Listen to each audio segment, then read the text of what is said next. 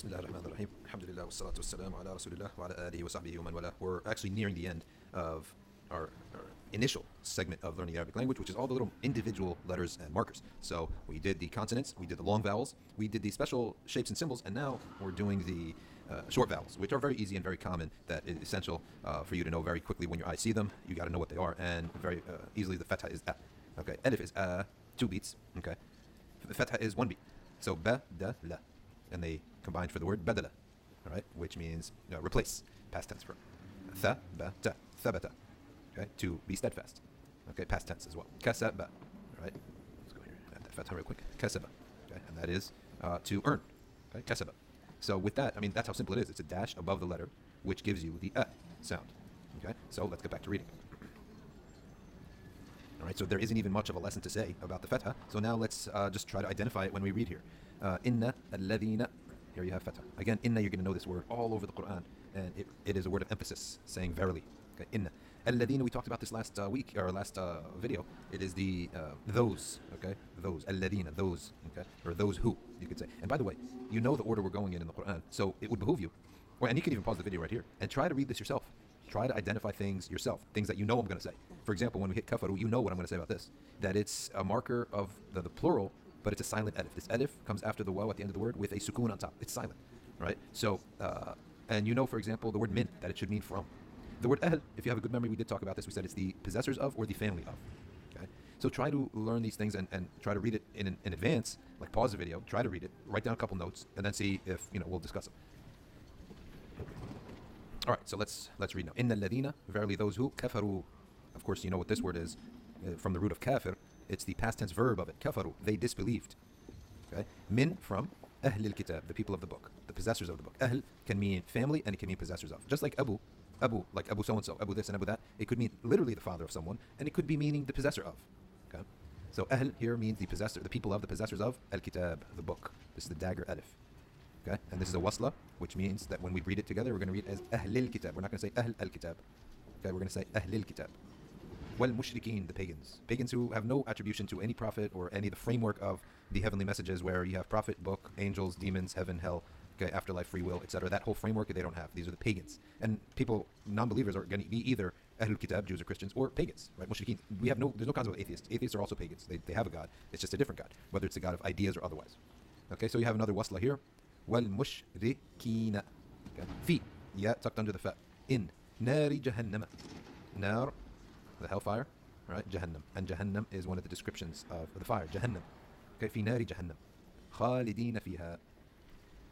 خا, dagger alif, lam, dal, ya, noon. خالدين, eternally. فيها, in, fi, in, ha, it, feminine. Because everything non-human is described in feminine. So whether it be a mountain or the heavens or paradise or hell, it's described in the feminine. So this is the feminine suffix for it or her. Okay, it or her. So in it, meaning in the hellfire. Ulaika, this is a pronoun. Okay, ulaika, meaning they. Ulaika. Ulaika. Again, ulaika. It's like Sesame Street. We're like talking like Sesame Street.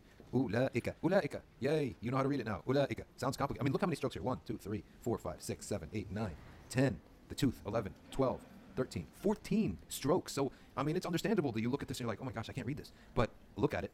Let your eyes get used to it, because you're going to see it a lot. It's here. It's right here again. Ulaika. Okay, word of the day. Ulaika. All right? They. All right? Hum. Okay, the emphasis. Hum also means they. Okay, but it's put here as emphasis. It's like saying them over there, right? Sharrul bariyah. The most evil, shar al-bariyah, of the humans. Bariyah is, in other words, the creation, you could say. Okay? Al-bariyah, the most wicked of creation. And that's what we say. Iman billah, believing in Allah and His Messenger and the angels on last day, is the greatest of good. Whoever misses on that has missed the greatest of good. Nothing can fill its place. Nothing can replace it. Let's keep reading. Inna alladhina. Again, this usually comes in as a phrase. Inna alladhina here and inna alladhina here. The Quran is actually beautiful. As the Quran says, mutashabih means oft repeated, so you get used to it. Inna alladhina. Verily those who amanu, believed. Amanu. وَعَمِلُوا الصَّالِحَاتِ, and did good deeds. And because there's a wasla here, عَمِلُوا الصَّالِحَاتِ. Now, I don't even need to tell you what this is. If you watched last video and this video and a couple videos before that, this is the alif with a sukoon, which means you don't pronounce it. And it is the marker for plurality. It's a silent alif. It just marks the plural.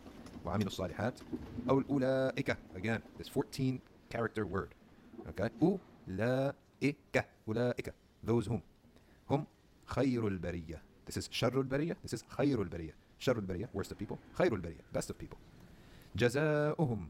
Jaza'uhum. Their reward. Jim, Zain. Alif with a madda. Hum. Jaza'uhum. You start noticing the fatha now. Jaza'uhum. Jaza'uhum. Their reward. It means their reward. And hum refers to they, their. عند ربهم, with their Lord. Rabb is Lord. عند ربهم, again, him there, the suffix of their Lord. جنات عدن. Jannat, the paradise of Aden, the gardens of Aden. All right, Garden of Eden. Okay, Aden. تجري من تحتها الأنهار. تجري, running, من تحتها, from underneath it, al-anhar, rivers. And here you have, this is the ta with fatha, and this is a ha tucked underneath it with sukoon. That's a sukoon. تحتها, underneath it. تحتها الأنهار خالدين فيها أبدا. Okay, so you see here fatha, fatha, fatha. A lot of fathas, everywhere fatha. رضي, remember we said the ya with nothing, no dagger, no dots, is ya. رضي. رضي الله عنهم ورضوا عنه. Right? Allah is pleased with them, and they are pleased with Him. ذلك. ذلك, that. لمن خشي ربه, is for those who, لمن is for those whom خشي, feared ربه, his Lord. Right? That is for the one who feared his Lord. Okay, which is this garden with rivers flowing underneath it, and Allah being pleased with you, and then you being pleased with Allah. What does it mean to be pleased with Allah? Who are you to be pleased with Allah? You better be. It means you're pleased with the reward and the result of the ibadah. That all that sacrifice produced for you a result that you're proud of, all right, that you're pleased with. And that's what the meaning of to be pleased with Allah means, to feel that all this effort and any suffering that I had to endure was well worth it. Not like, okay, this is a good consolation prize. No, it was worth it, and I would do it again 10 times. The martyr, when he dies, then he goes and he sees his paradise. He says, I want to go again. I want to go and be killed again. That's what the martyr does, the one who dies in a rightful battle. Okay? Or the one who suffered the worst misery in the world. Then Allah subhanahu wa ta'ala dips his finger, the just tip of his index finger, in paradise. And he gets such a feeling from that. He says, oh Allah, I don't, and Allah asks him, did you suffer anything in this life? He said, I don't remember anything in this life. I don't remember any suffering in this life. So, all right, so this is finished reading Surah Al-Bayyinah. Now, you want to do a favor for yourself, go up and try to read Surah Al-Qadr. The next surah we're going to read is Surah Al-Qadr. Inna anzalnahu fi laylat al-Qadr. We're going to look at the kasra. This is the I sound in the next lesson. So go try to read that and see what you could do. Try to identify all the little markers, all the things I'm going to say that I keep repeating, so that you can see if you can grasp and start to read things on your own. So.